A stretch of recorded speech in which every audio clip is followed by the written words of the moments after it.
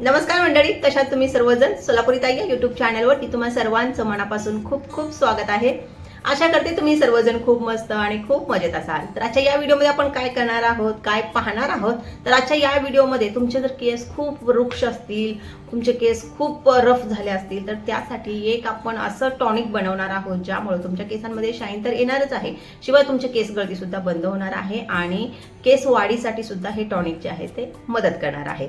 तर हे टॉनिक कोणतं आहे, कसं बनवायचं आहे, सगळं काही व्हिडिओमध्ये डिटेल तुम्हाला पाहायला भेटणार आहे। तो शेवटपर्यंत नक्की पहा। मध्ये आधी व्हिडिओ सोडून गेलात आणि परत तुम्हाला नाही कळालं की चुकीच्या पद्धतीने तुम्ही ते फॉलो करता आणि परत फायदा मिळाला नाही की परत व्हिडिओवरती येऊन सांगता की याचा फायदा झाला नाही, तर तसं करायचं नाहीये, व्हिडिओ संपूर्ण पाहायचा आहे। तर यासाठी आपल्याला काय लागणार आहे, हे टॉनिक बनवण्यासाठी आपल्याला 6 ते 8 जास्वंदाची फुलं लागणार आहेत। जास्वंदाची देशी फुलं घ्यायची आहेत, ती आजकाल मार्केटमध्ये येतात, ती मोठ्या जास्वंदाची आपल्याला घ्यायची नाही, तर देशी जास्वंदाची आपल्याला 7 ते 8 फुलं घ्या किंवा 4-5 फुलं जरी झाले तरी सुद्धा पुरेसं आहे। त्यामध्ये आपल्याला पाणी घालायचं आहे। तर पाणी इथं साधारणतः 1 ते 1.5 कप पाणी घ्या आणि त्यामध्ये जास्वंदाची फुलं घाला आणि हे जे आहे ते शिजायला ठेवायचंय। शिजवायचं व्यवस्थित स्लो गॅसवरती आणि हे जे पाणी आहे ते अर्ध कमी होईपर्यंत आपल्याला शिजवायचं आहे।